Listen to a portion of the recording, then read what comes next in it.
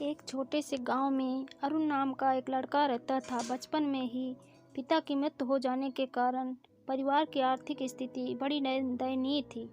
अरुण की मां कुछ पढ़ी लिखी जरूर थी, लेकिन उतनी पढ़ाई से नौकरी कहाँ मिलने वाली थी। सो घर घर बर्तन मांजकर और सिलाई बुनाई का काम करके किसी तरह अपने बच्चे को पढ़ा लिखा रही थी। अरुण स्वभाव से थोड़ा शर्मीला था और अक्सर चुपचाप बैठा रहता था। एक दिन जब वो स्कूल से लौटा तो उसके हाथ में एक लिफाफा था। उसने माँ को लिफाफा पकड़ाते हुए कहा, माँ, मास्टर साहब ने तुम्हारे लिए एक चिट्ठी भेजी है, जरा देखो तो इसमें क्या लिखा है। माँ ने मन ही मन चिट्ठी पढ़ी और मुस्कुराकर बोली, बेटा, इसमें लिखा है कि आपका बेटा काफ़ी होशियार है। इस स्कूल के बाकी बच्चों की तुलना में इसका दिमाग बहुत तेज है और हमारे पास इसे पढ़ाने लायक शिक्षक नहीं है, इसलिए कल से आप इसे किसी और स्कूल में भेजें।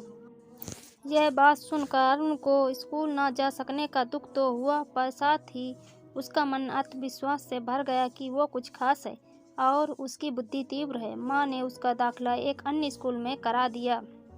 समय बीतने लगा। अरुण ने खूब मेहनत से पढ़ाई की। आगे चलकर उसने सिविल सर्विस परीक्षा भी पास की और आईएएस अफसर बन गया।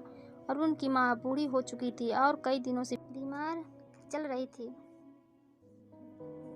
और एक दिन अचानक उनकी मृत्यु हो गई। अरुण के लिए ये बहुत बड़ा आघात था। वह बिलख बिलख कर रो पड़ा। उसे समझ नहीं आ रहा था कि अब अपनी माँ के बिना वो कैसे जिएगा। रोते रोते ही उसने माँ की पुरानी अलमारी खोली और हाथ में उनकी माला, चश्मा और अन्य वस्तुएं लेकर चूमने लगा। उस अलमारी में अरुण के पुराने खिलौने और बचपन के कपड़े तक संभाल कर रखे हुए थे। अरुण एक एक कर सारी चीज़ें निकालने लगा और तभी उसकी नज़र एक पुरानी चिट्ठी पर पड़ी। दरअसल ये वही चिट्ठी थी जो मास्टर साहब ने उसे 18 साल पहले दी थी। नम आंखों से अरुण उसे पढ़ने लगा। आदरणीय अभिभावक, आपको बताते हुए हमें अफसोस हो रहा है कि आपका बेटा अरुण पढ़ाई में बेहद कमज़ोर है और खेलकूद में भी भाग नहीं लेता। जान पड़ता है कि उम्र के हिसाब से अरुण की बुद्धि विकसित नहीं हो पाई है, अतः हम इसे अपने विद्यालय में पढ़ाने में असमर्थ हैं। आपसे निवेदन है कि अरुण का दाखिला किसी मंदबुद्धि विद्यालय में कराएं अथवा खुद घर पर रखकर इसे पढ़ाएं। सदर प्रिंसिपल।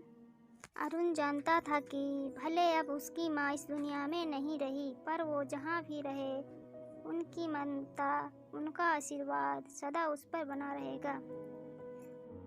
माँ की ममता कहानी आपको कैसी लगी? अगर आपको कहानी अच्छी लगी हो तो कमेंट ज़रूर करें। चैनल को सब्सक्राइब करें, लाइक करें, शेयर करें और कमेंट करें। Thank for watching.